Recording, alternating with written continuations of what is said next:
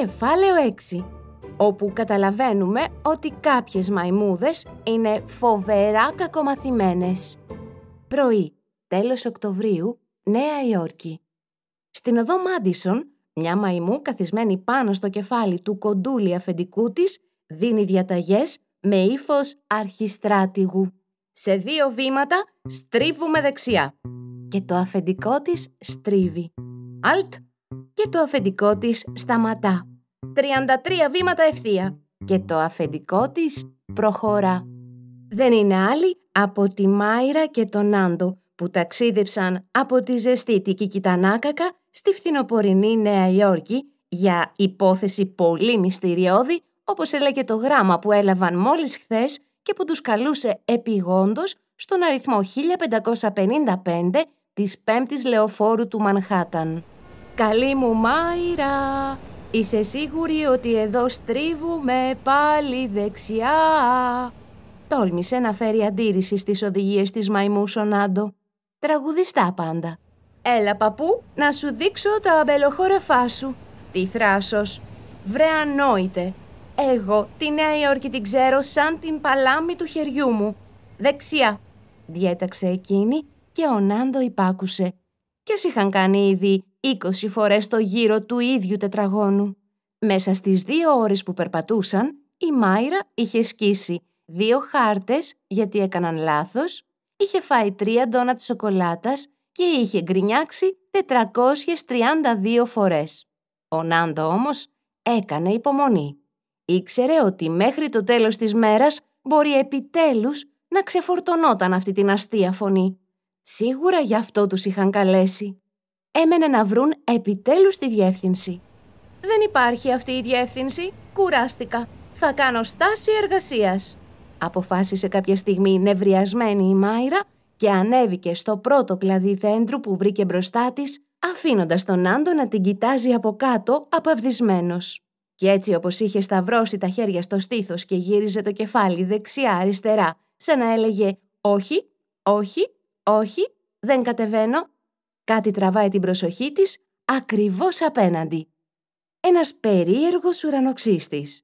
Είχαν περάσει 20 φορές έξω από την είσοδό του και δεν είχαν παρατηρήσει ότι ολόκληρο το κτίριο είχε το σχήμα ενός αριθμού με 4 νούμερα τοποθετημένα το ένα πάνω στο άλλο. Η Μάιρα προσπάθησε να τα διαβάσει. 1, 5, 5, 5. Τι να σημαίνει αυτό, σκέφτηκε.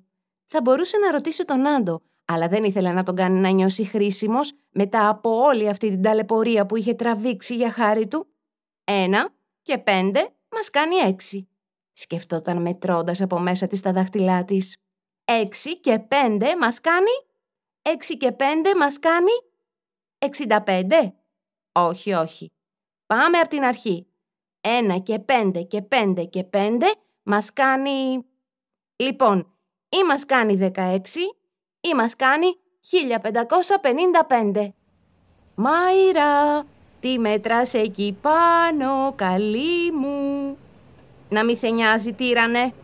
Καλή μου Μάιρα, έχουμε αργήσει 1 ολόκληρη ώρα στο ραντεβού μας, τραγούδισε ο Νάντο.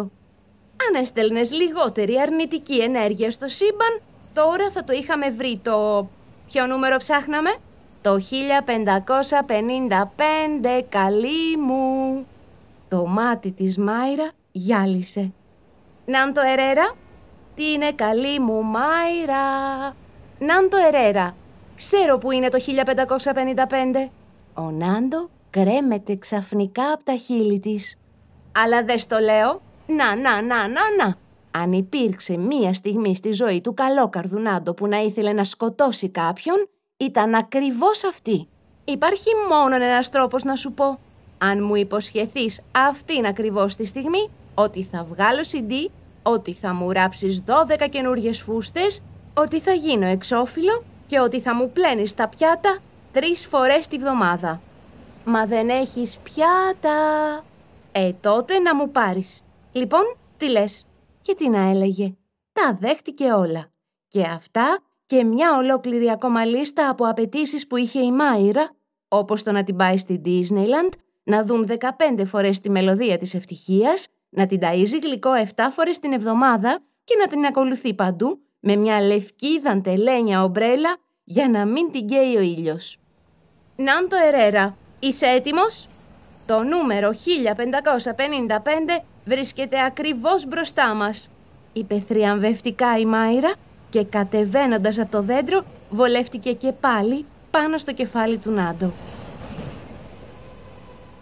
5 δευτερόλεπτα αργότερα βρίσκονταν μπροστά στην ασημένια πλακέτα που έγραφε «Betty Bloom, βουτιά στην αλήθεια» και το θέαμα του κοντούλη ήλιοκαμένου Νάντο με τη μαϊμού στο κεφάλι πρέπει να ήταν ό,τι πιο παράξενο είχε δει ποτέ ο θυρωρός του ουρανοξύστη στο νούμερο 1555 της 5ης Λεωφόρου να περνάει μπροστά από τα μάτια του.